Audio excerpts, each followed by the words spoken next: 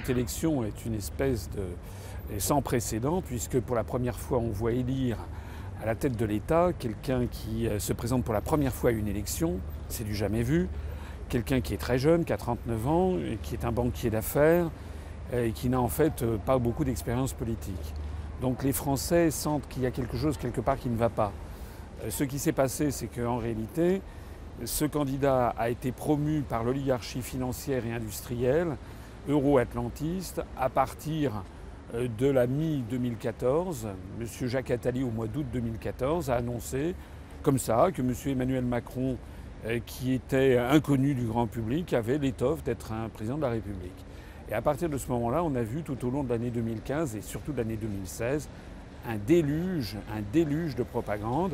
M. Macron a fait l'objet de 75 couvertures de magazines, 17 000 articles de presse, voilà. Donc, en réalité, cette élection donne un sentiment de malaise et annonce beaucoup de problèmes à venir.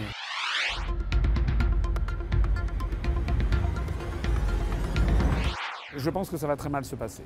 Je pense que ça va très mal se passer parce que, si vous regardez, il y a une réalité juridique. La réalité juridique, c'est qu'il est élu avec 66% des votants.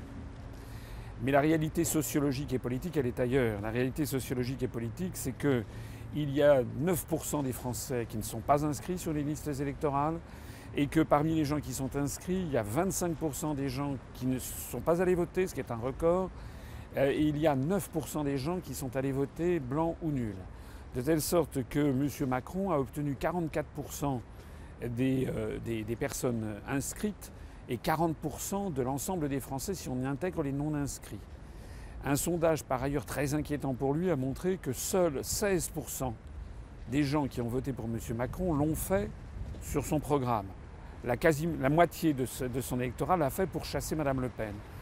Si 16% des Français qui ont voté pour Macron l'ont fait pour son programme, comme j'ai dit que M. Macron ne représente que 40% des Français si on y intègre tout ce que j'ai dit, les inscrits et les non-inscrits, ça veut dire en fait qu'il y a, quand vous vous promenez en France, il y a 6 à 7% des Français qui approuvent le programme de M. Macron.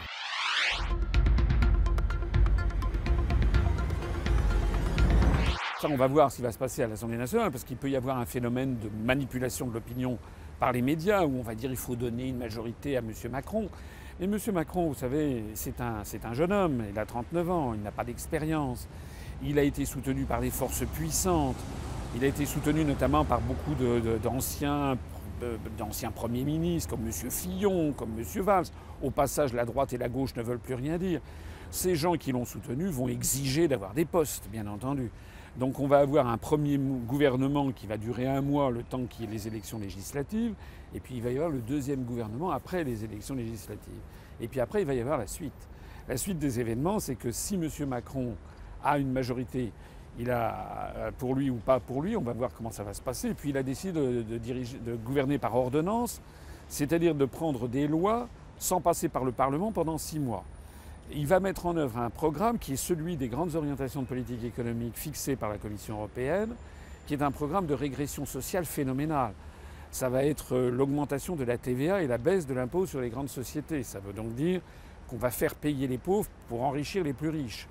Il va y avoir la baisse des prestations chômage, la diminution ou la baisse du SMIC, la suppression progressive des CDI, des contrats à durée indéterminée, le bradage des industries stratégiques françaises à des intérêts allemands ou américains, la suppression progressive des départements, l'assujettissement de la France aux coalitions de Washington et de l'OTAN, notamment au Moyen-Orient. La France va être encore plus soumise qu'elle ne l'avait été sous François Hollande à l'OTAN. Tout ceci, les Français ne sont pas d'accord. Et donc je pense qu'il va y avoir de très gros problèmes en France dans les mois qui viennent, les mois et les semestres qui viennent.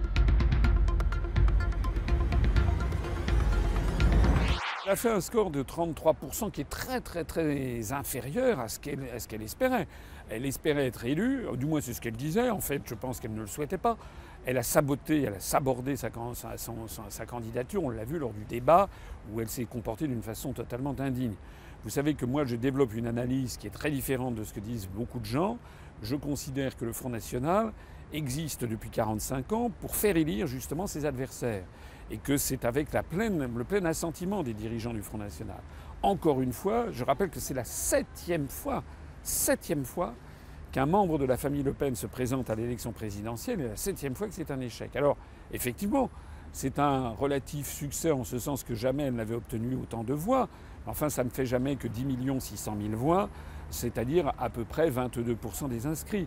Ça reste donc très inférieur à ce qu'il faudrait pour une majorité. Et surtout, Madame Le Pen, comme d'ailleurs M. Mélenchon à gauche, sont ce que l'on appelle des très bons candidats de premier tour, c'est-à-dire qu'ils peuvent arriver au deuxième tour parce qu'ils peuvent faire beaucoup de voix au premier tour, mais ce ne sont pas des candidats de second tour parce qu'ils sont dans l'incapacité de rassembler 51%.